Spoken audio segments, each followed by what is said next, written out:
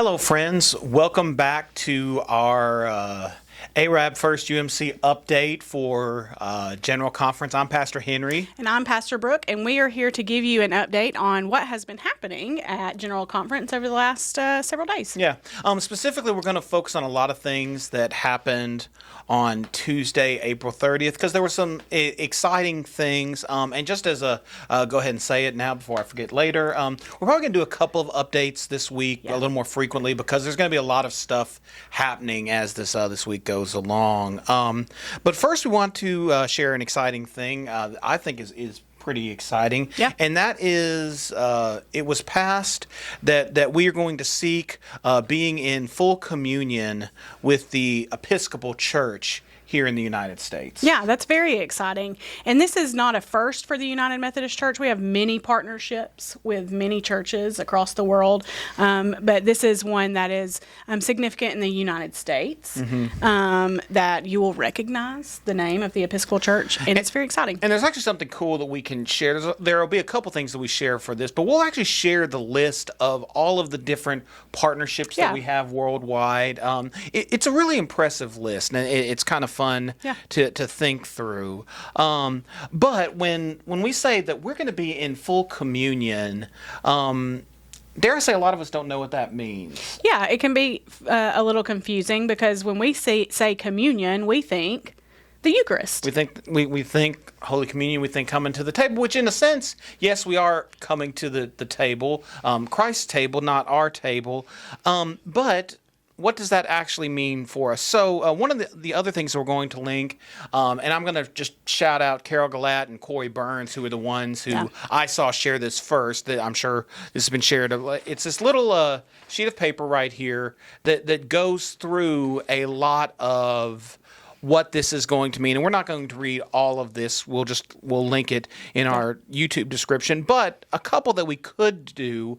Brooke, why don't you share with us what this does do? Okay, so this being in full communion with the Episcopal Church, here's what this means for us. This is what it does do. And I'm going to read straight from it. It recognizes that each church is a valid part of the one holy Catholic and Apostolic Church.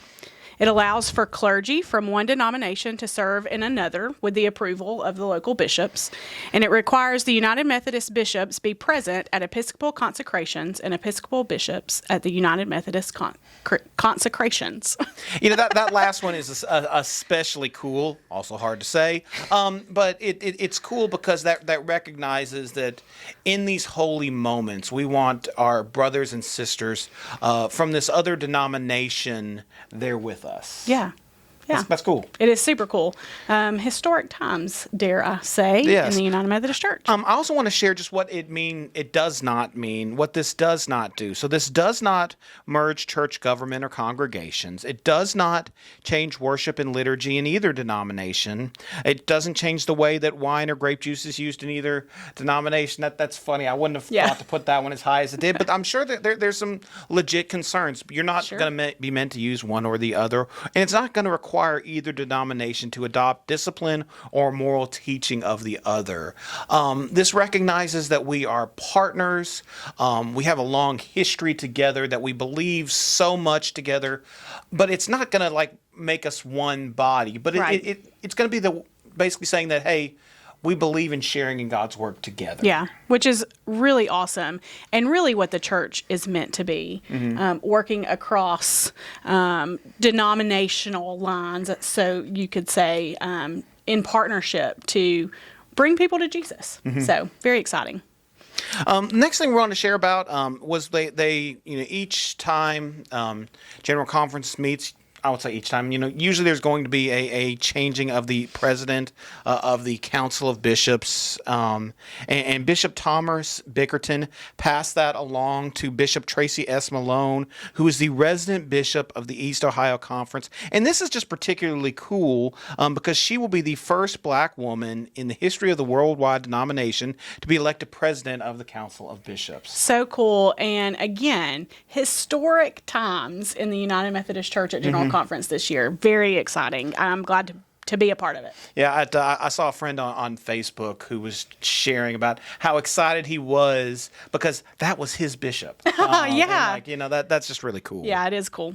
Yep. All right. So one last thing that's happening or has happened at General Conference, they talked a lot about money. A lot about money because, as we shared in one of our earlier videos, our General Conference budget is being reduced by roughly 40% plus or minus a percentage or two. So they talked a lot about money yesterday. There was and just to read some figures during the afternoon session, they passed a new base rate. The current base rate of the money expected that the local church and the local annual conferences are going to contribute to the General Conference through apportionment was 3.29%. And that's going to be going to a base rate for 2025 and 2026 of 2.6. So a pretty healthy reduction in that. This was actually in the minority report, which means the majority had passed a report, and then there was a secondary recommendation that actually wound up taking the place of that, and that was what was approved, that minority number. It was going to be 2.9. Now, then one of the things that was happened later, and they were talking through this, if we meet a certain threshold of apportionment giving percentage, it's the same way for General Conference as it is at the local church. Some of our churches are able to give 100%. Some even give more than 100%. And others, because of whatever their struggle is, have not been able to give quite as much. So you have a percentage. And what they look for in a healthy range is 90%. And so what they're saying is if in 25 and 26 we reach that 90% or higher, we will jump from 2.2 to 2.9% for 27 and 28. This means we're going to be lower than what we were in 2016, with the hope of we're going to see growth, we're going to see health, and if and when we do, we will raise what we are giving. Yeah, and that's not surprising to me. I wouldn't think it'd be surprising to many people, just with the climate that we are in the United Methodist Church. And what's interesting is that's really the same happening for a lot of local churches too. It is. We are readjusting our expectations coming out of COVID.